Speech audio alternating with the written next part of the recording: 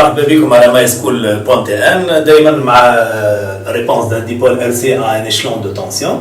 Donc on va passer à la constante de temps tau. Donc la constante de temps tau باش نحاولوا ناخذوا الديفينيسيون نتاعها وباش نحاولوا نشوفوا كيفاش نعملوا الديترميناسيون جرافيك نتاع التو. Donc premièrement définition.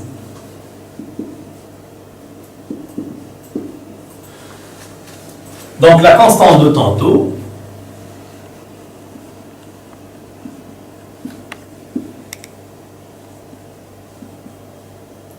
de temps, elle est notée tau et tau est égal à R fois C. Voilà la définition. Donc la constante de temps, bien sûr ici, d'un dipôle RC, j'insiste bien, c'est la constante de temps d'un dipôle RC et tau égale d'un dipôle RC et tau égale R fois C. Donc, quel est son rôle? Elle nous renseigne sur la rapidité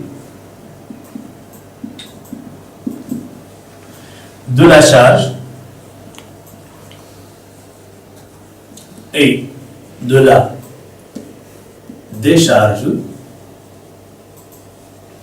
d'un condensateur.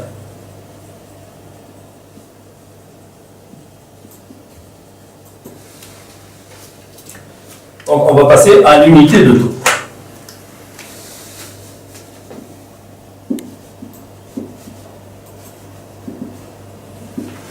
Unité de tau. On a dit que tau est égal à R fois C. Donc R est égal à la tension UR sur I. C'est-à-dire R est en volts sur ampère. Et C est égal à Q sur UC.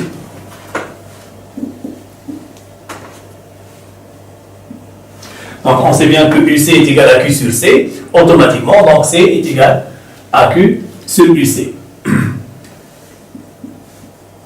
Or Q s'écrit, elle peut s'écrire I fois T. Donc en courant continu, Q est en courant. Et UC est en volt. Donc ici le courant et ici le volt. Mais faites très attention, étant donné qu'on peut écrire Q en courant continu lorsque I est égal à une constante, on peut écrire Q est égal à I fois T. C'est-à-dire on peut remplacer le courant par ampère fois seconde. Et ainsi, l'unité de C est au lieu d'avoir courant, ça sera ampère seconde sur volt. Donc, maintenant, l'unité de tau. L'unité de tau est, on commence par R. R est en volts sur ampère. Maintenant, la capacité c'est en ampère fois seconde sur volt.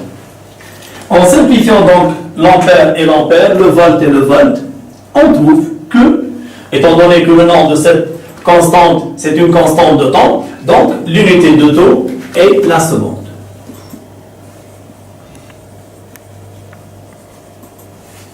Donc l'unité de tau est la seconde S. On va passer maintenant à la détermination graphique de tau. Bien sûr, si on a la valeur de R et la valeur de C, on peut calculer tau. Mais si on n'a pas la valeur de R ou la valeur de C, donc on peut déterminer tau graphiquement.